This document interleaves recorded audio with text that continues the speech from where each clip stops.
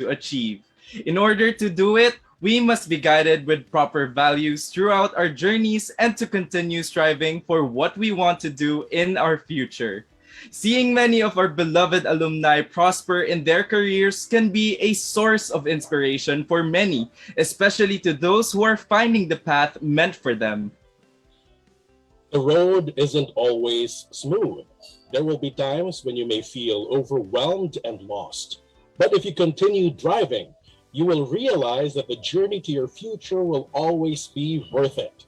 So, good morning, good afternoon, or good evening to our viewers worldwide. I am Claude Desfabiladeras, and I'm happy to be back here on Bridges to meet an unfamiliar face, Mr. Anton John Supe. Hi, AJ. How are you?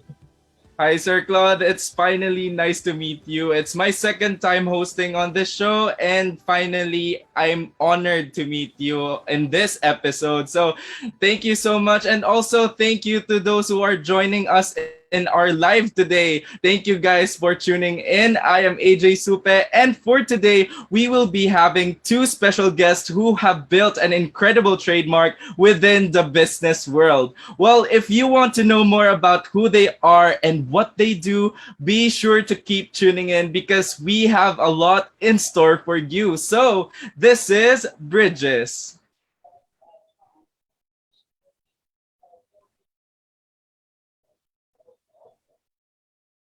Our first guest got his master's degree in business administration in 2011 and graduated as cum laude.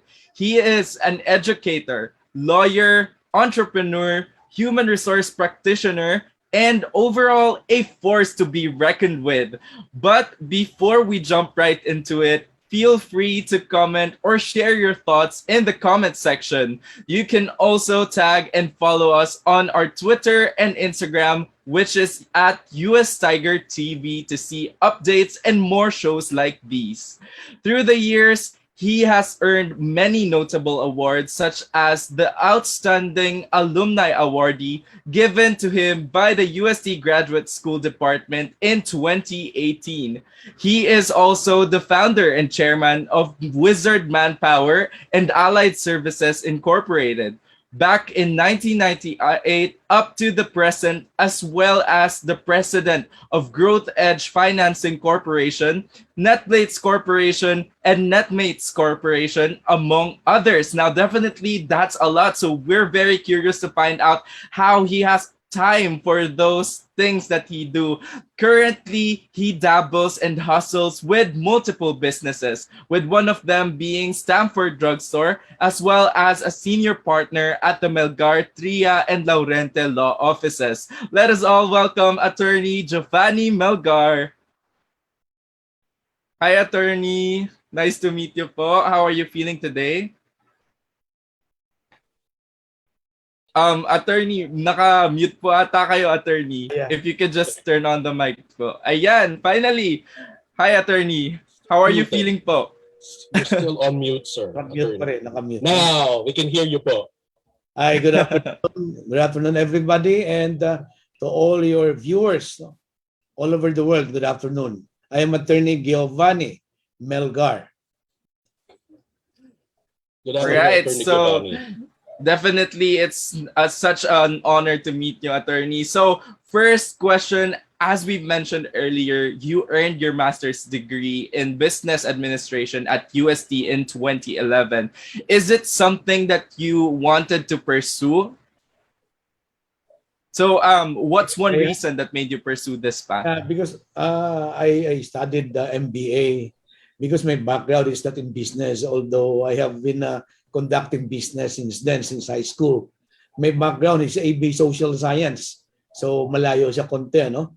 But because I have plenty of corporations already, I started to take subjects at the UST Graduate School. That's why in 2011 I graduated for my MBA. No? So just give us my background on business so that in business it is not just kutub-kutub. You must apply science in business. So Yes, that, the chances of getting a good or profitable company, at least 90%. Pag kutob-kutob, medyo mahirap yan. No? You have to do something. You must be scientific. You have to conduct survey. You have to study. You have to Yes. research and everything that you have to do. No? And you have to use tools in business that I learned from UST Graduate School. You know, our professors there are very good professors. I learned plenty of them. Many of them are businessmen also. Wow. You know what?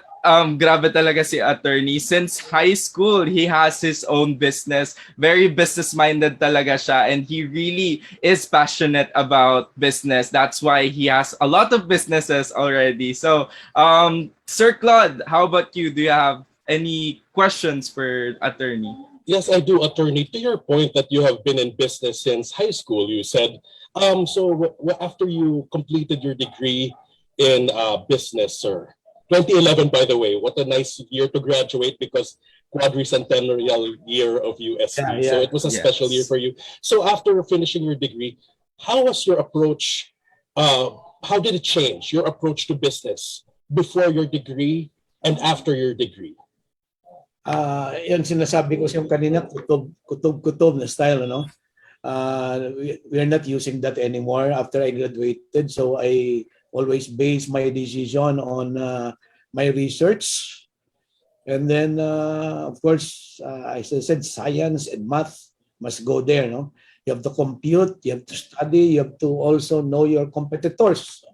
Kailangan natin malalaman yung competitors natin. At the same time, yung market, gaano ba kalaking market na yan. No?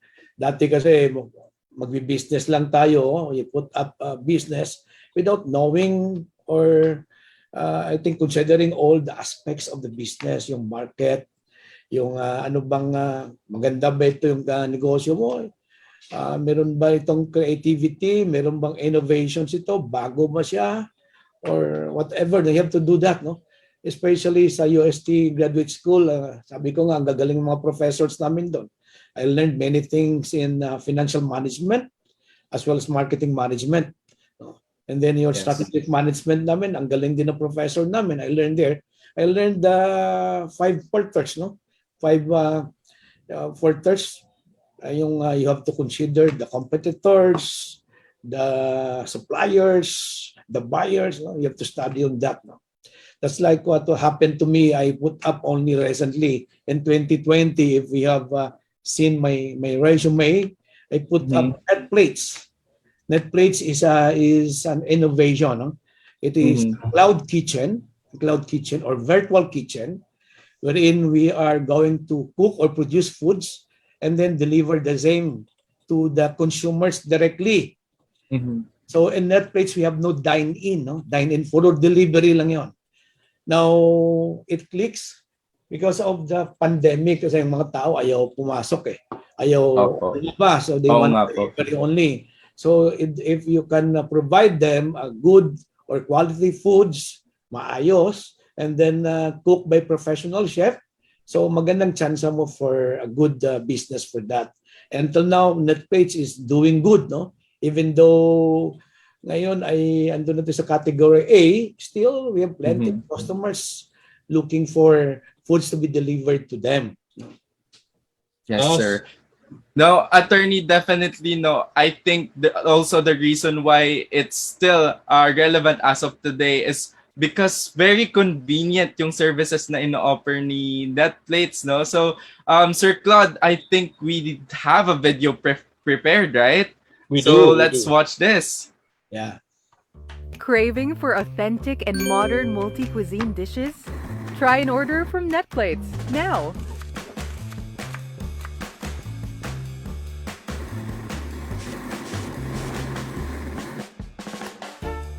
Fresh, hot, fast. NetPlates.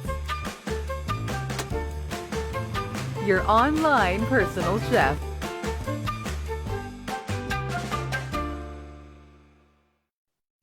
Okay, that is a short video, only a 30 seconds video for that, to present the concept of NetPlates. This is a new business model in the Philippines. Wala pa masyado ito, although may competitor konti, pero sa Pilipinas, bago lang na siya. In my research, meron na sa New York, meron na sa UK, London, even in Singapore, meron na silang cloud kitchen doon. Actually, yung another competitor here is that Grab Kitchen is my competitor. No? Yes. Magsabay lang kami noon sa Grab Kitchen na yan. So this is a good business model na walang nagtatap pa masyado. Magandang potential for more expansion. Probably I will be expanding in Cebu, Cagayan de Oro, yung mga malalaking mga cities natin. Iloilo, for example, and then Davao City. In the proper time, no? In the proper time. Wow. You know what, attorney? You've mentioned na 30 seconds lang yung video na pinakita nyo, but really, sobrang naengganyo na agad ako personally. And I hope our viewers too. Grabe, yung picture pa lang nung, rather yung mga clips pa lang ng mga lechon, guys, you definitely should order from Netflix for your dinner. Malapit na tayo mag-dinner, di ba? Yes. Yun yata yun siguro yung gagawin ko, AJ, mamaya. AJ, ikaw, you're a student. Ikaw, parang, are you thinking of putting up a business too? Or does that cross your mind? Well, actually, Sir Claude and attorney, I also have my own small business right now. I just started it last year. So I'm really interested to as how our discussion will go on. So with that, attorney, among a couple of others, you are also a senior partner at Melgar-Tria and Laurente Law Offices. Can you share with us your journey? Because definitely us who are interested in business as well would like to know how you started and how you went to where you are right now. Okay. As I said before, high school pa lang ko nagdinegosyo nun siya. Pero sa mga small things yun, bibenta mo sa classmates mo. And then anything that you can trade and then you will earn. No? But at the same time, sabi ko noon yan, my first ambition is to become a lawyer. But at the same time, sabi ko magdinegosyo pa rin ako. Now, I graduated my law at MLQU. And then after a year of practicing, sabi ko merong ups and downs sa lawyering no? Sometimes may kliyente ako, sometimes akong kliyente. Sometimes ang laki-laki ng kita ko, sometimes walang kita, no? So it's hard sa lawyering, especially kung bago ka. So sabi ko sa sarili ko, dapat may fallback ako, no? That's why I started a small business, which is actually Wizard Manpower. Oh. Wizard, my first business here in Manila is Wizard Manpower. So it is a service contracting company wherein the many jobs or tasks are being outsourced by big companies to our company. Until now, Wizard is a good company. We started with 50 employees. Now we have 6,000 employees. And then actually before the pandemic, I have 10,000 to 12,000 employees. And it is a billion company. It is earning more than other companies. So I started with 50 employees with 50,000 pesos.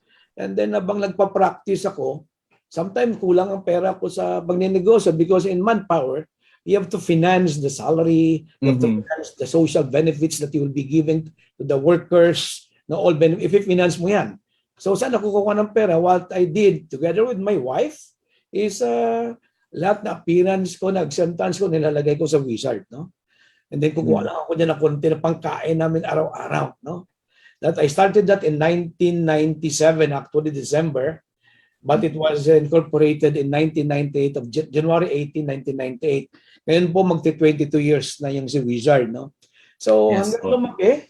And then all my clients are large taxpayers, just like Jollibee, Wilcon Depot, Pure Gold, and many other big companies. Many of them are listed companies. So I started with that, and then I started with that.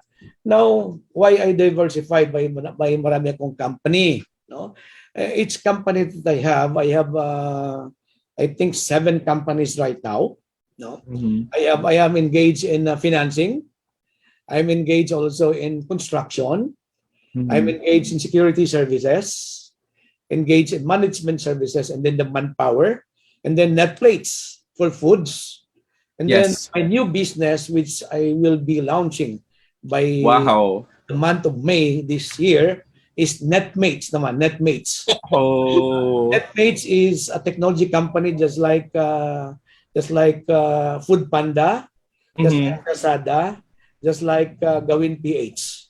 So this is a combination of the application is a combination of foods, goods, and services. Yung Mhm. services, ito yung you will be helping ordinary employees or ordinary workers like plumbers, carpenters.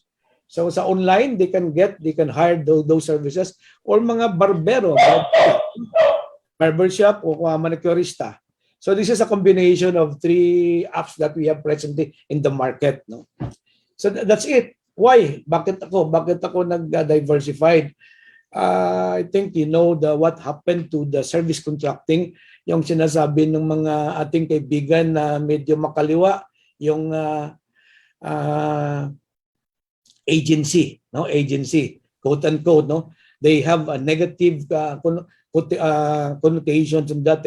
They do not believe on outsourcing on the task or work of every companies. So they want it banned, no? Banned. Actually, ngayon, uso na naman ngayon yan, politicians are riding on that issue and they want that abolished. Sabi nga ng isang lawyer in one of the, I think, debates that we have, sabi na i-abolish na yung manpower agencies. So, this kind of business, parang naging unstable siya. No? Yes. As I a understand. person, we want to have stability in business. So what you will do, so you have to diversify, no? Diversify. Just like, for example, security services, which is very recognized by our industry, our country, kasi merong law in relation to security services. Although yung manpower, meron namang batas talaga allowing that, which is Articles 106 to 109 of the Labor Code. Kaso lang kasi, ay marami kumukontra, no? Apo. Pero mo yan kung talaga tatanggalin nila yan. Of course, it is impossible to do that. O may chance kasi, may chance tapos naggugulo. So, konting diversification, di ba? That's why I put up also Stamford Management Corporation. This is a management services company. No? Management services. You manage, for example, the whole operations of a factory. No? Yes. Or one section of factory, manage mo yan. That is management services. So I'm just very creative on that. So I put up that and we have plenty of clients already. Mhm. And yung financing ko naman, I have plenty of people. Alam mo nangyari sa ating negosyo, yung mga ordinary workers natin na kawawa, dahil malit lang ang pera, nanghiram yan sa lending company. No, sinasangla nila yung ATM na binibigay ko para lang makahiram sila. Ang problem is that ang laki-laki kasi sa lending company, ang laki-laki ng interest nun . So instead na makatulong sa kanila, ang hiniram nila ay nakasira pa sa kanila to the extent that they failed to pay their obligation. So nangyayari pa ngayon, nagsisinungaling pa aking mga tao, sabihin niya sa akin, "Sir, nawala yung ATM ko pwede ba palitan mo?" Yung pala sinangla ng ATM niya. No? So that is a problem with our workers na dahil walang pera, hindi makapasok. Kasi nanghiram, no? And then naghiram naman sa lending, ang mahal-mahal. So sabi ko sa sarili ko, why not I put up a financing company for that? No? Kasi may market naman siya and then I will just give them a small percentage of the interest. No? O kunti lang. So and then nag-click. No? Nag-click yung financing corporation namin because may ready market of the workers. When I was practicing before, sabi ko parang mahirap ito yung lending or financing kasi hindi ka babayaran ng mga tao. And Yes, nung bago akong practitioner, I have retainers na 2 na lending company. Ang problem na palagi ay tinatakbuhan sila ng mga umuutang sa kanila. So I was always in the fiscal's office of Quezon City or Manila filing case against those debtor. No, sabi ko parang hirap ang control So nagdadalawang isip ako nito. But here in my case, yung business model na pinasok ko ay those are my employees. So I think it will be not hard for me to control. Kasi empleyado ko sila. So I will ask them to have salary deductions. No? Habang nagtatrabaho. So sigurado pabayaran ako. Ang lending company, pupunta, kukunin yung ATM, i-withdraw, no? Sometimes sabihin nila na wala ng ATM nila, yan, di naman gabayad. Here, dahil empleyado ko sila, so it will be easy for me to deduct from their salary. So, ang aking rate of, tawag natin doon, yung rate of payment ay at least 99%, no? Kukunti lang ng default. So, ito, yung security services naman, bakit pasok ako dyan? Because that is also a stable industry. So, I want Yes, to attorney. stable business. Maraming kwento, no? Maraming kwento. If Yes, actually. sa'yo, it will take time for us. Baka kulang ng oras, no? But it's fine, attorney. Don't worry. So, you definitely have a lot of businesses. You mentioned 7 and now upcoming netmates, diba? And you also mentioned about your struggles from your different businesses. Now, Sir Claude, I think Sir Claude has a question for you with regards to this. Yeah, attorney, that sounds very inspiring what you said. I just want to highlight what you mentioned about diversifying kasi maraming nagbi-business. Kailangan ng lakas ng loob talaga before they venture into it. Pero kayo, sir, it sounds like you're doing really well. So good luck to you on that, with your upcoming business especially. So gusto ko rin tanungin, ano po yung mga advice ninyo dun sa mga tao na who may or may not have a business degree but would like to venture into businesses? What should they do? Okay. Unang-una po ay mahirap magnegosyo na you have lack of knowledge on how to conduct business, di ba? Of course, alam naman natin, pag mag-ordinary trading, bebenta mo, kikita ka, no? Ordinary math na yan. But if you will be engaging in a lifetime or stable business, you have to really to study the business, no? Lahat na aspekto ng business, from the legal aspect of the business to the competitor, to the market, no? And then the financial aspect also. You have to project, you have to hire people who knows how to project the finances, no? Kasi sometimes ako as a lawyer, sabi nga nila, marunong ka ba sa math? Ay, marunong naman ako mag-math, no? Marunong.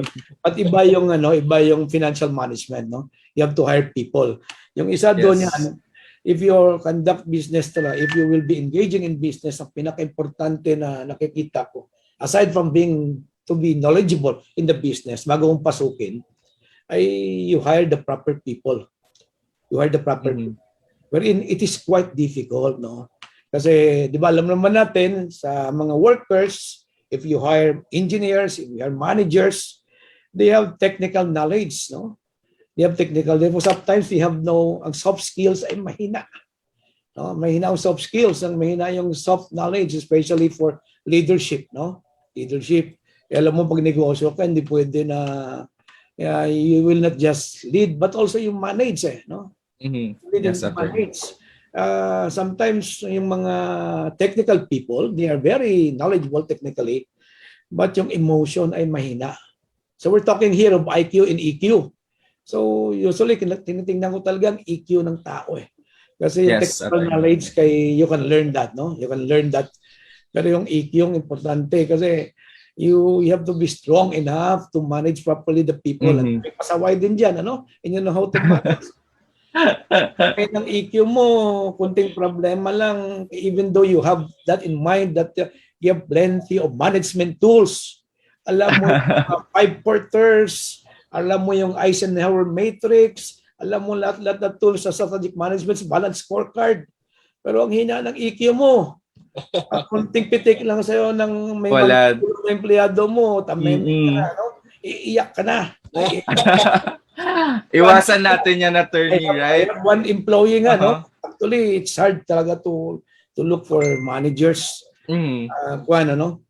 Makita mo yun after 3 to 6 months na medyo may problema sa leadership. Yes, makikita mo na yan, hindi mo pa makikita pag walang pag walang mga forces that will influence them on how they decide, no? Meron nga akong empleyado kaaway niya lang yung kanyang subordinate, siya pa nag-resign, no? Siya pa nag-resign. Pero under sa'yo, ha? Under sa'yo. And then, kung pa mag-resign, what is that, no? How you perform leadership? Medyo mahina, no? Kung ano pa kayo mangyari kung grabe yung problems ma-encounter mo.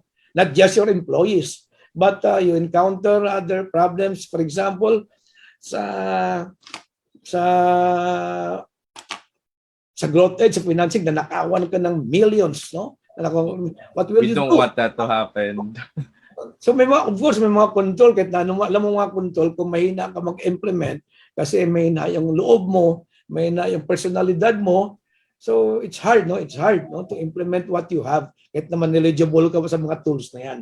So important Yes. talaga if you engage in business, sabi ko, you have to have a knowledge, and then you have also the proper personality, no? Mataas EQ. ang EQ kaysa sa Mm. IQ, no? Yung emotional There. quotient mas mataas kaysa sa IQ kasi we can improve our IQ, right?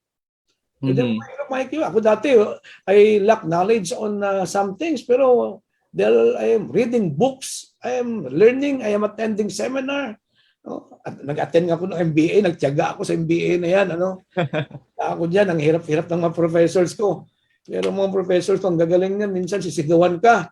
No? So, magtiyaga ka talaga, magtiyaga ka. Pag-alaga mo puti. Kaya kung may nang EQ mo, wala. No? Wala. The Yeah. soft skill is important to me if I will choose people. Yun talagang unahin natin. Aside from knowledge, of course. No? So, my advice, ganun, dalawa lang. You have, you should know your business. You have to Yes. You have to study, to learn, and then get or hire good people with a high EQ. High Mhm. EQ. Kasi it will help you. It will help you. This is So there definitely you have the it. perfect episode for AJ. No, this is a perfect episode for people who would like to get into a business. So That's sana true. panoorin nila ito. Thank you for That's sharing all true. that, attorney. Yeah, and they should have their pens and papers ready with them because definitely I personally learned a lot from attorney Giovanni Melgar, and I hope they do too. You know what? Emotional quotient, EQ, and then knowledge. Well, guys, take note of that, and then definitely an incredible start to our show indeed, and I hope it was inspiring for our viewers just as it was for me. But don't worry because attorney Melgar isn't going to leave yet, so you will be seeing more of him later on. Bridges will be right back shortly.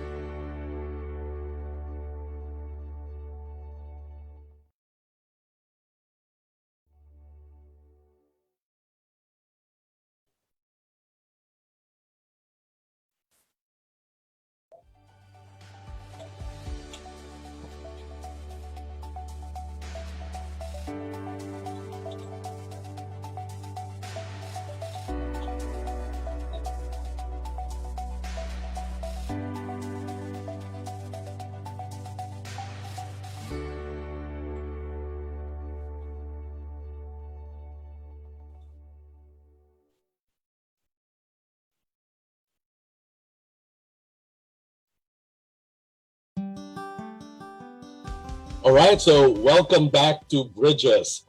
Earlier, we talked with attorney Melgar about his UST life and career, which I'm sure has amazed our viewers. But now let us introduce our second guest. Our next guest studied BS Biology from 2004 to 2007. During that time, he was known as a tear jerker among his peers in the College of Science Journal team. His short stories that touch the hearts of the students. So we know for sure that he knows his way with words. All right, I think he's my kind of person. He also used to work as a call center employee after leaving UST and stayed there for over a decade. However, due to the pandemic, he left his job and decided to invest their money to start a business selling plants. And with his background in botany and optimistic aura, their business has boomed in the online sphere and was even dubbed as the SSD King, or Screenshot Done king as he would sell plants through a live selling platform on Facebook. Oh, Jiva. Yeah. Now, he and his wife created Cherry's Creations, their company which offers dried flower arrangements, and it truly keeps on growing its clients. So, ladies and gentlemen, viewers, let's welcome Mr. Glenn Baduya. Hi, Mr. Glenn. How are you? Yeah. Hello, sir. Good afternoon, Sir Claude. Good afternoon, Sir AJ. Good afternoon, sir. Yeah, so I feel like with our earlier guest, attorney, I feel connected with you right away, and with AJ because you're our fellow Thamasian. So pag may namimit akong Thank you. Thamasian, isa sa mga tinatanong ko, ano sa tingin mo yung mga values na Thamasian values na nag-influence sa iyong life journey? Actually, being a Thamasian, ang talagang pinangahawakan ko talaga is yung humility. Yung staying humble sa kahit anong bagay at kung saan man ako pupunta, as well as taking care of our own integrity. Yun lang po. Yun. Alam mo, marami akong namimit. I just want to add also, marami akong namimit ng mga tao. Tapos, they're competent people, but I also sense this certain level of humility in them. Tapos, I'm almost always correct. Pag UST ka, no? Yeah, nasagot nila, paano mo nalaman? And I don't, nakuha ko lang yung vibe. And it's really the humility part. So, nung sinabi mo humility na napangiti ako kasi I guess, I don't know if it's my own bias as a Thamasian, but I do get that from fellow Thamasians. So, yeah. Parang, what an irony, being proud about our humility. But anyway, never mind. So, other lessons did you get? What other lessons did you get from UST that you continue to reflect in your life today? Actually, it was it's not about, I did not learn yung about sa book. What I would discuss something here is all about my professor's advice.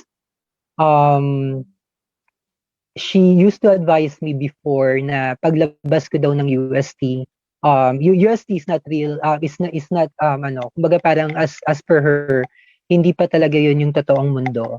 So paglabas daw ng 4 na bakod ni Tomas, as she always advised me, mas marami pa daw akong matututunan, and what I really need to do is lakasan talaga yung loob ko, because sa UST considered niya pa yon as my safe haven, kumbaga parang comfort zone ko pa daw yon.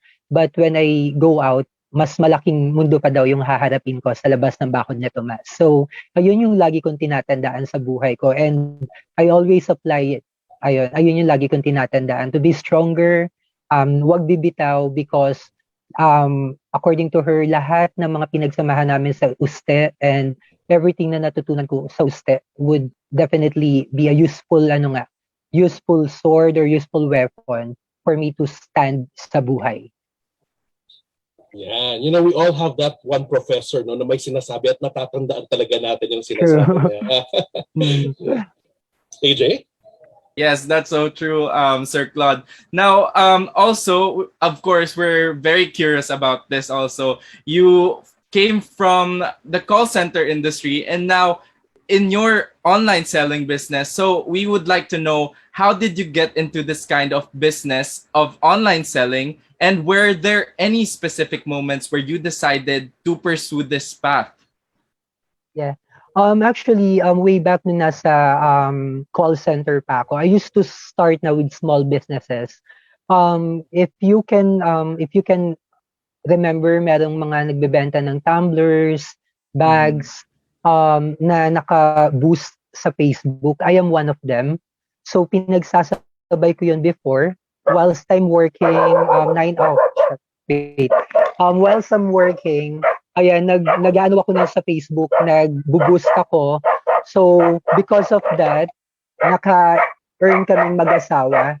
Kasi kumbaga parang, if I'm checking it, ilan lang talaga kami nagtitinda ng ganong items, and I was able to promote the business all over the Philippines. So, nagpapadala ako ng mga ganong items up until Mindanao, Upper Luzon, Visayas.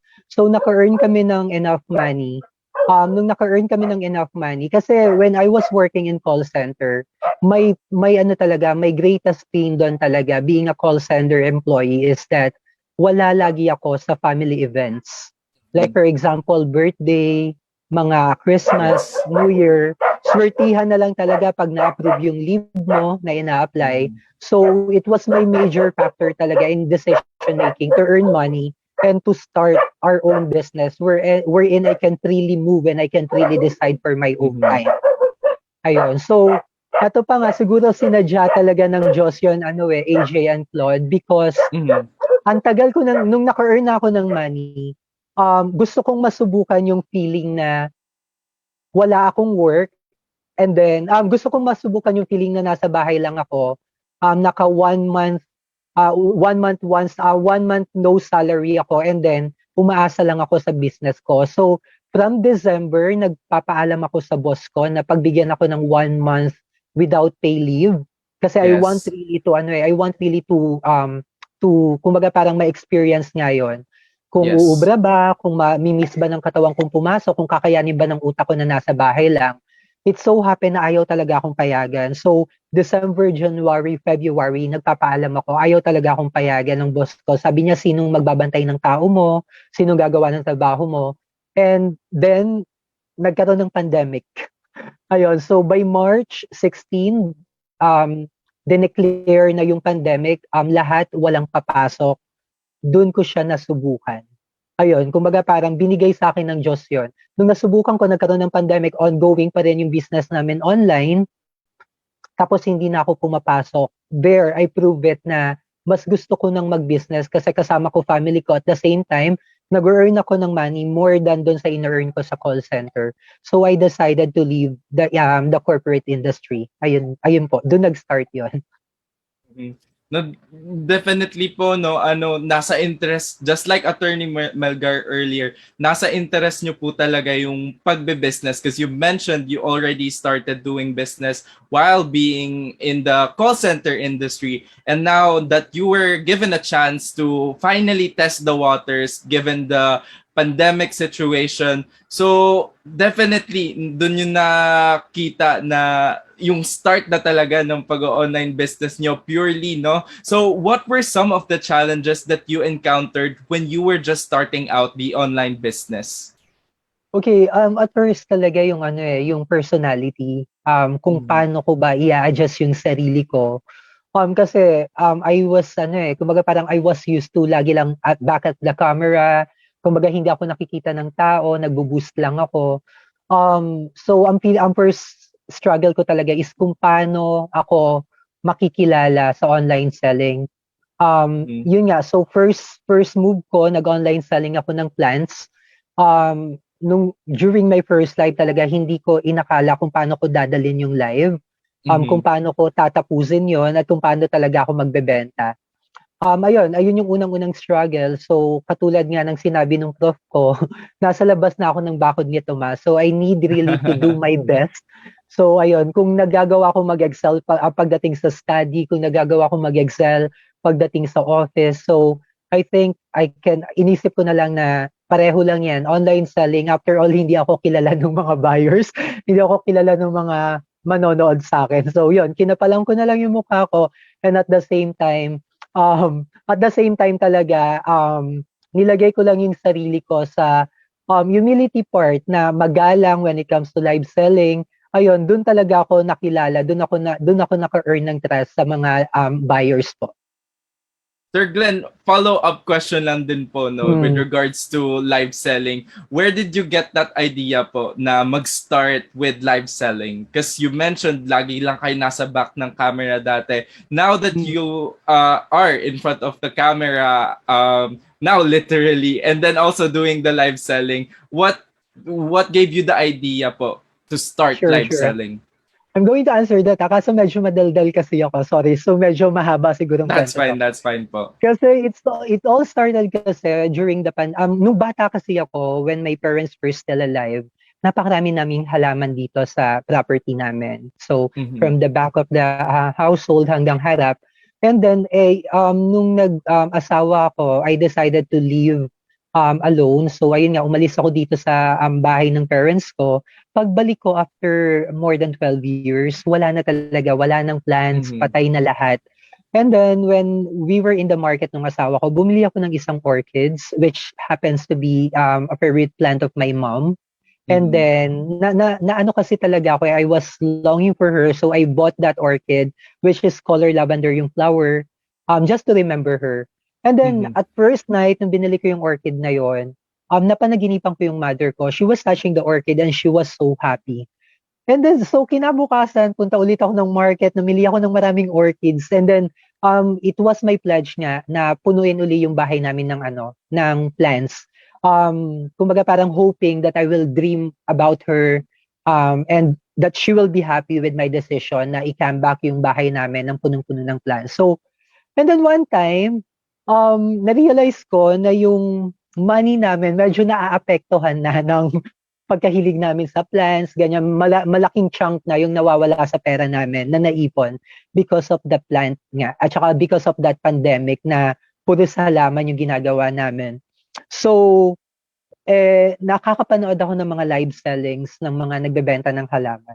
Sabi ko, anong gagawin ko dito sa mga halaman natin? Sabi ko sa asawa ko. So, sabi ko kahit paano, na-propagate ko naman na sila, napadami ko yung iba. Mhm. Sabi ko, magbawas tayo, magbebenta ako. Sabi ng asawa ko, paano? Sabi niya, through live selling, gagayahin ko sila.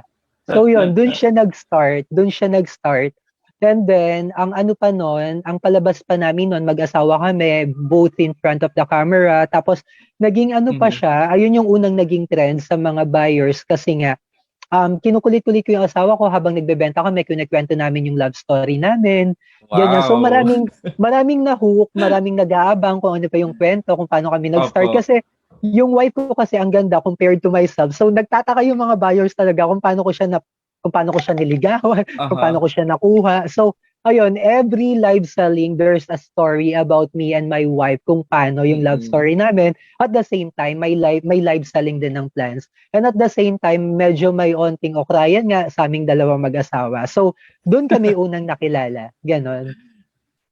Well, grabe naman po kayo, sir. First of all, hindi naman po, you have the looks also, if I may say. And also, Sir Glenn, I also love how you and your wife are working together on this po, and also, sharing your story, definitely makikita natin dito sa way ng pagla-live selling nyo in which you share stories. Ang madami po talagang mga marites sa Pilipinas. They would love to watch FB Lives to know other people's story. And that's a good thing also because very interesting yung content na sinishare nyo. Now with your humble beginnings from your live selling, now naman po with Cherry's Creation, what inspired you and your wife to create Cherry's Creation? Okay, there are certain factors kung bakit ako nag-start ng Cherry's Creation. First kasi, kumbaga parang palaus na ako sa halaman. What happened was, ayun nga, after nung na-feature ako sa 24 Oras, after akong ma-feature sa Eat Bulaga, syempre kahit papano, dumadami yung plant sellers. So even yung suppliers namin na binibilihan from provinces, nagla-live selling na din sila. So kumbaga parang kumbaga parang masyado na kaming marami, and at the same time yung mga suppliers namin nare-release na nila yung mga binibenta namin at a lower cost compared sa additional cost namin sa transpo, ganyan. So sa mga probable na pwede naming idagdag. So medyo humihina na yung plant live selling. And second, ayun nga. So, ayun yung unang factor. Pangalawa, the most important factor is, kumbaga parang, syempre when it comes to, husband and wife, Mhm. relationship, kasi it was my mere decision. It was my decision talaga. My wife would want to work talaga. Mhm. She really wants to work. Kasi ako, Sir AJ, kumbaga parang, I grow up into a family na yung mother is nasa bahay lang talaga. Kumbaga Yes, that's parang understandable. I strongly and firmly believe talaga that yung pagpapalaki ng bata, kumbaga parang malaking Mhm. factor yung mother nila kung nasa bahay. So kahit gaano kahirap noon ako sa industry, sa corporate industry, talagang pinilit ko talagang ako lang yung magtrabaho because I think all the precious gift that I can give to my kids is their mom's time and their mom's attention. Ayokong nakawin sa kanila yon. So, ang tagal ko ng project talaga. So, ngayong hindi ako nag-work, nag-isip ako na kahit papaano mapagbigyan ko rin yung wife ko na, kumbaga parang may say din siya when it comes to our finances. Kumbaga Yes, sir. parang for her, hindi lang ako yung nag-earn, for her, Mhm. may malaki siyang contribution. So, this Cherish Creation talaga, I thought about this to give tribute to my wife na gustong kumita, gusto niyang ibigay yung part niya sa aming dalawa as help. So, since magaling siyang mag-arrange, makulay siya, magaling yung paglalaro ng isip niya, I used of her talent para kahit papano, ayun na yung maging bread and butter namin. And at the same time, proud na rin siya sa sarili niya na she has a big contribution sa aming dalawa. Yun. Yes. So, That's the grabe.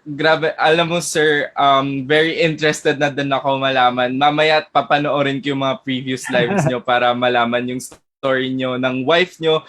And definitely, it's also great that you help each other. You give chances kung ano yung gusto ng partner nyo. So, that's such a good thing also.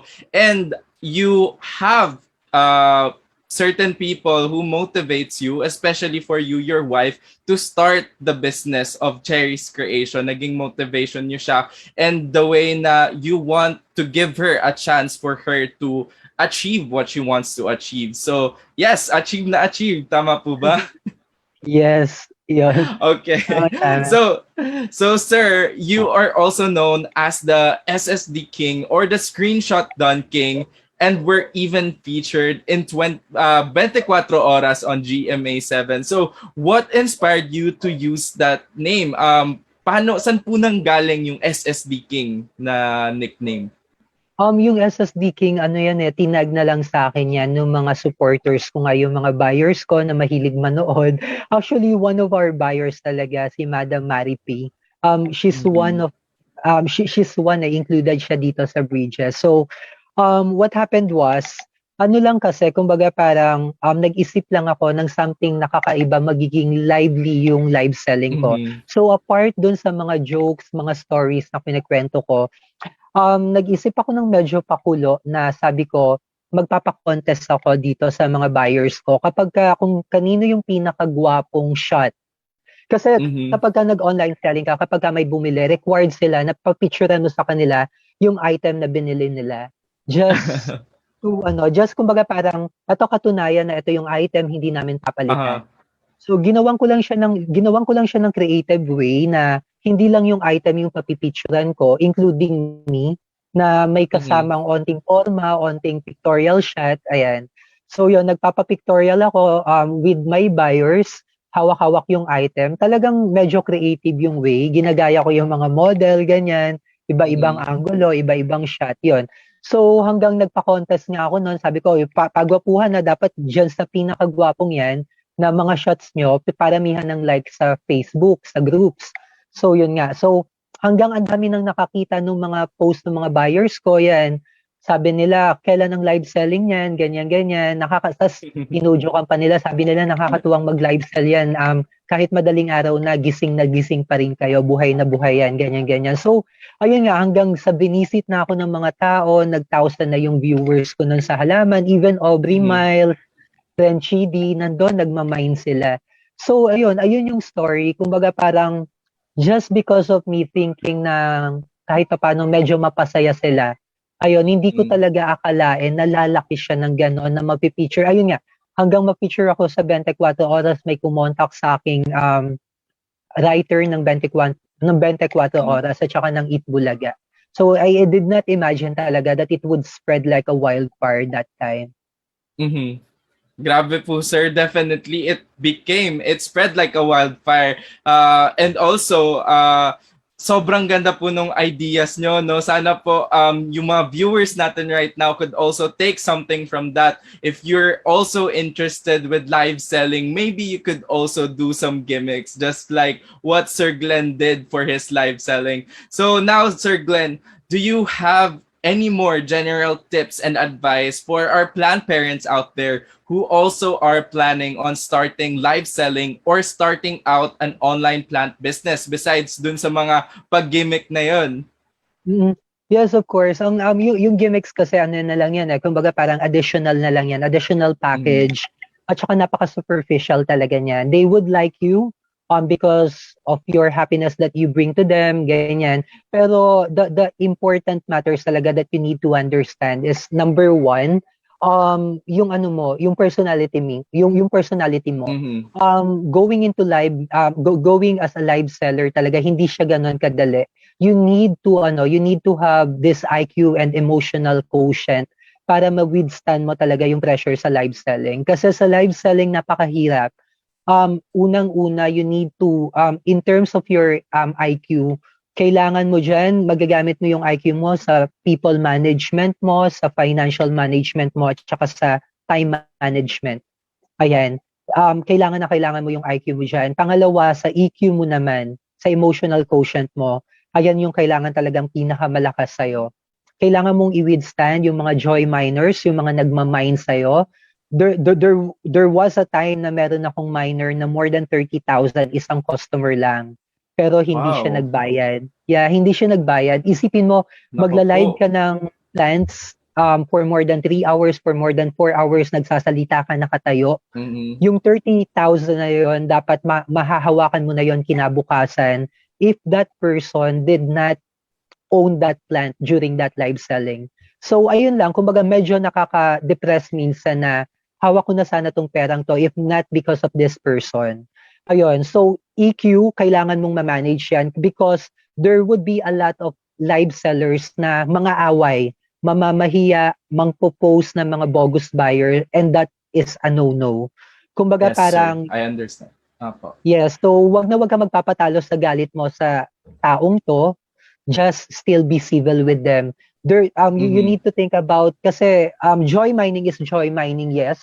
You would be impacted, your finances would be impacted, your emotions would be impacted, but you really need to understand the end of the other person. There might be some incidences na nangyari, basta you need to be a bigger brother or a bigger sister to that person. You need to understand them. So, and that would be the power of your EQ.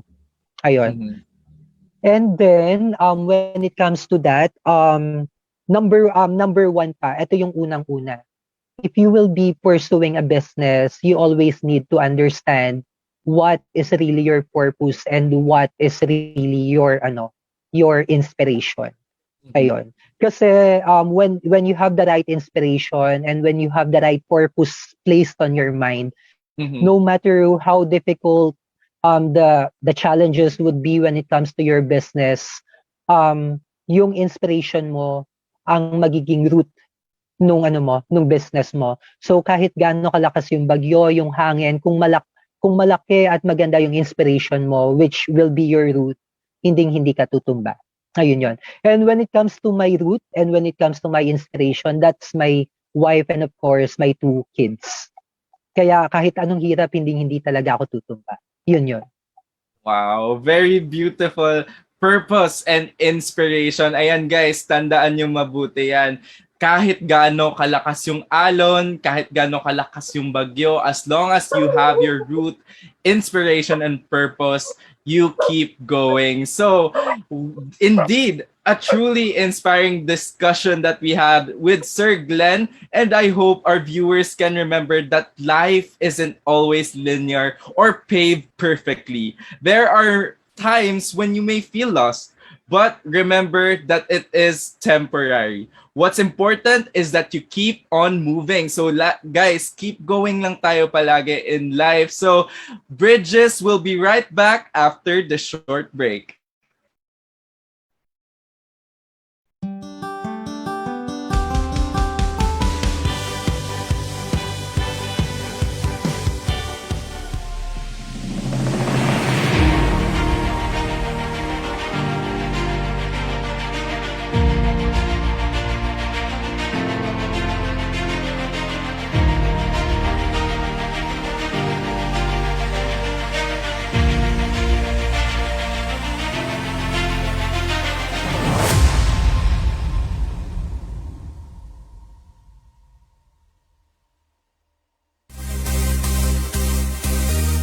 We are always on the move, always on track,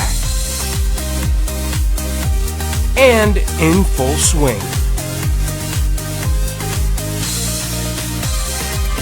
Serving the Thamashan community by creating. Grow and growl with us. We are in full swing. We are the Tiger Media Network.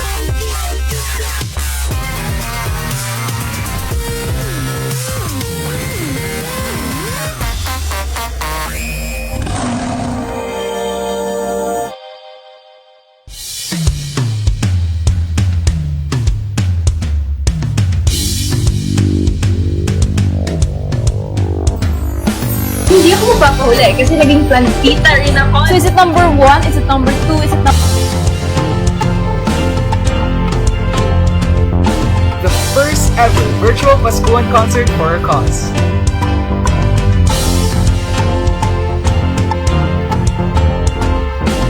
We've accepted the fact that this is our calling. Lahat ng players natin nakuha ang tamang sagot.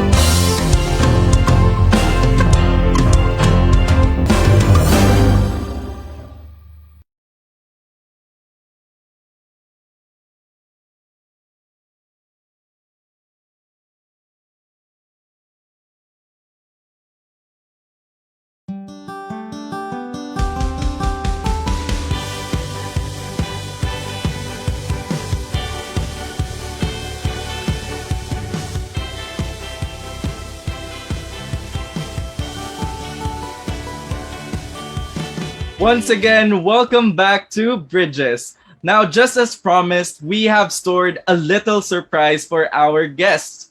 Earlier, we definitely had an amazing talk with them as they gave us a glimpse of what it is like to be a Thamashan entrepreneur. But now, let's take it up a notch to challenge them and get to know both of them as entrepreneurs through a game. And this is called Add to Cart. So, Sir Glenn and Attorney Giovanni Melgar, I hope you are already ready for this segment. So now I will explain the mechanics for you first before we begin. So first, we will be flashing pictures of random products or objects on the screen.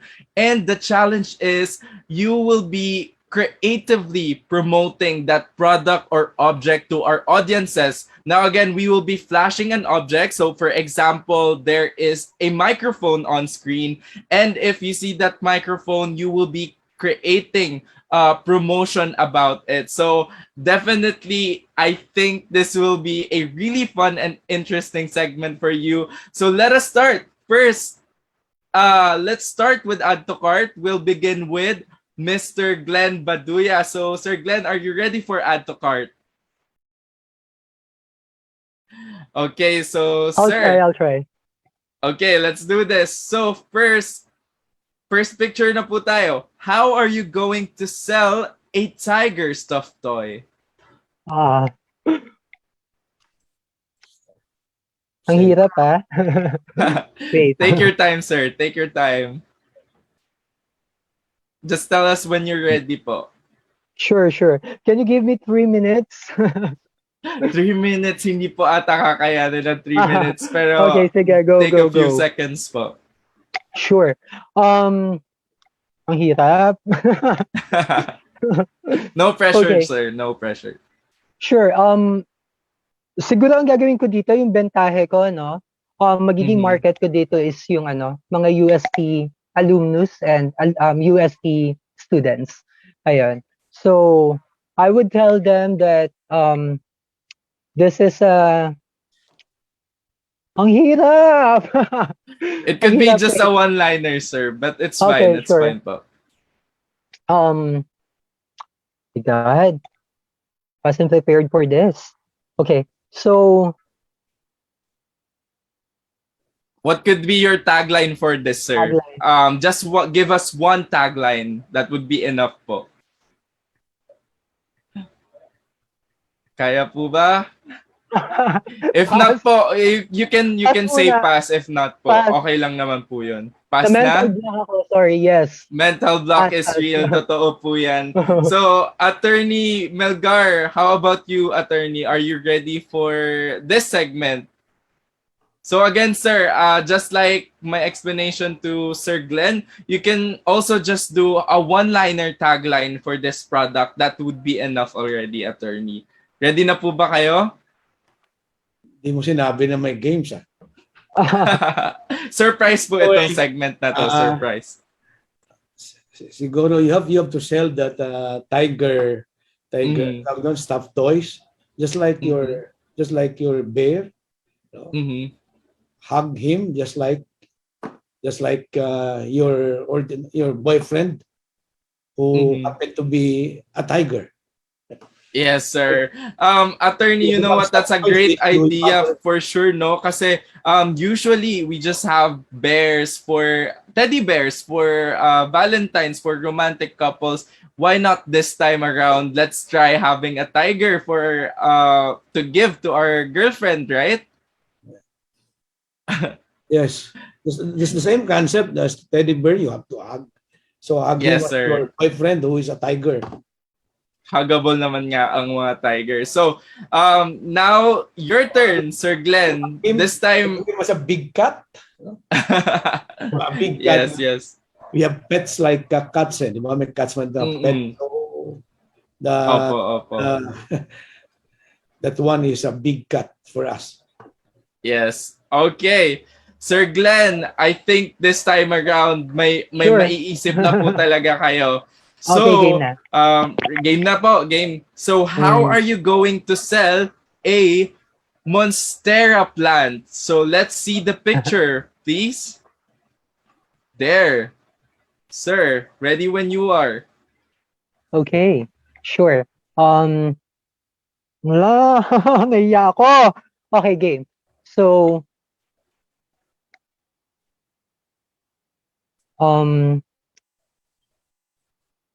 hinahanap ako ng karamihan, huwag kang manghinayang. Ayan. Wow! Hinahanap ako ng karamihan, huwag ka manghinayang. Definitely pag-aagawan niya ng karamihan pag narinig nila yan. So, now it's your turn, Attorney Melgar. This time around, we will be also flashing a different object for you. So, let's see what we have in store for Attorney Melgar. How will you sell an office chair? There, an office chair, Attorney, just like what you are sitting in right now. How will you sell it? Just a simple one-liner tagline, sir, that would do. Oh, this is the chair coming from China. Very comfortable, but cheap. Wow, comfortable and at the same time very affordable, no? Thank you so much, Attorney Melgar. And today definitely we learned a lot, and also na witness din natin yung wit ni Attorney Melgar and ni Sir Baduya.